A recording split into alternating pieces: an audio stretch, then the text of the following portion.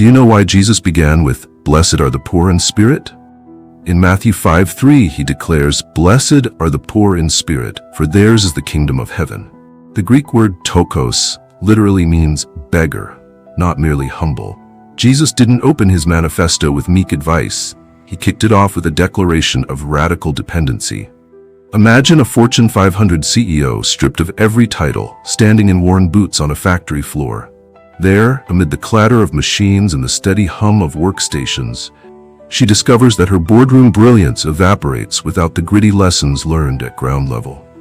It's only when she admits her need, when she lays aside pride, that real innovation and unity can spark.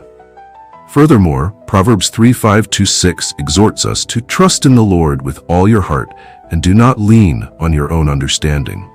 Here's the paradox Jesus proclaims. The moment we confess our emptiness, the kingdom rushes in.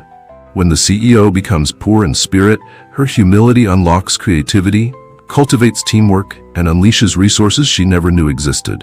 Likewise, when we stop relying on our strength and turn fully to Christ, we inherit the richness of His presence. Moreover, Isaiah 66:2 reminds us, "But this is the one to whom I will look, he who is humble and contrite in spirit and trembles at my word." The Father's gaze rests on the contrite, those who approach Him admitting their shortcomings and cravings. In addition, James 4:10 urges, "Humble yourselves before the Lord, and He will exalt you." Humility is not weakness, it is the very posture that invites God's mighty hand. To illustrate another dimension, consider the athlete training for the Olympics. A sprinter doesn't boast in her own speed. She recognizes her coach's programming, her dietitian's plan, her physiotherapist's care. She bows to experts because she knows that victory comes through submitted training. Spiritually, we are that athlete. Only when we admit we can't run life's course alone do we receive the divine coaching that leads to lasting triumph. Philippians 4:13. Yet, many of us wear counterfeit belts, the illusion of self-reliance, the garment of, "I've got this." These false fronts leave us exhausted before the day even begins. Every "I can handle this myself" is a chink in our armor, a doorway for doubt to rush in. But here's the clincher. When we admit our begging posture, the very same Spirit who raised Jesus from the dead empowers our weakness.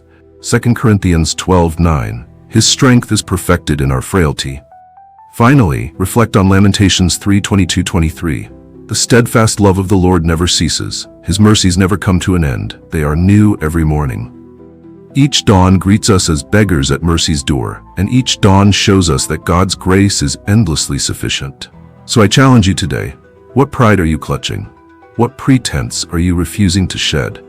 Step off your pedestal, admit your need, and watch how the kingdom floods in. Speak aloud, "Lord, I am a beggar before you. I trust not in my strength, but in your mercy." Are you ready to become a beggar at God's table and discover you're already seated in His throne room? Thank you for joining this reflection on the Beatitudes. Here on Ruach Hakodesh, we dive deep into Scripture to empower the humble and embolden the faithful. Subscribe, share, and return next time as we continue to unpack Christ's radical teachings, one kingdom truth at a time.